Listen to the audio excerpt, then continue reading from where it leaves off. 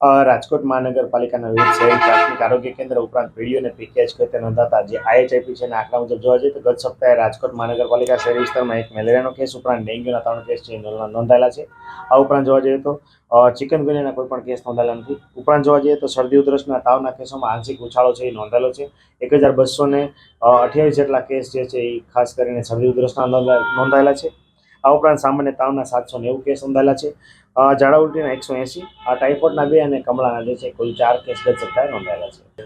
હાલ જે છે રાજકોટ મહાનગરપાલિકાની આરોગ્ય શાખામાં મેલેરિયા ડિપાર્ટમેન્ટ દ્વારા જે છે મચ્છરજન્ય રોગચાળો અટકાવવા માટે ખૂબ જ પ્રયત્નો હાથ ધરવામાં આવે છે.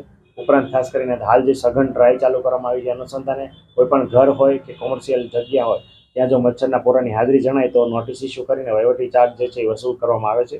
ગત સપ્તાહે કુલ 41 જેટલા આસામી પાસેથી 26,300નો જે વહીવટી ચાર્જ જે છે એ પણ દંડ સ્વરૂપે વસૂલ કરવામાં આવ્યો હતો.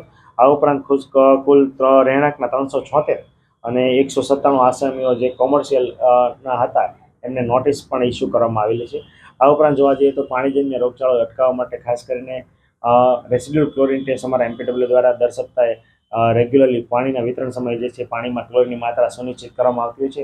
એ અંતર્ગત કુલ 778 આરસીટી ટેસ્ટ કરવામાં આવ્યા હતા અને તમામમાં પાણીની માત્રામાં ક્લોરિન છે એ સુનિશ્ચિત છે એ જણાતું હતું.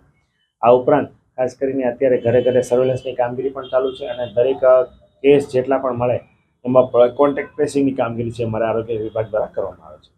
સાંજ સમાચાર ફેસબુક પેજને લાઇક કરો, વિડીયો શેર કરો અને વધુ વિગતવાર સમાચાર માટે sanssamachar.net વિઝિટ કરો.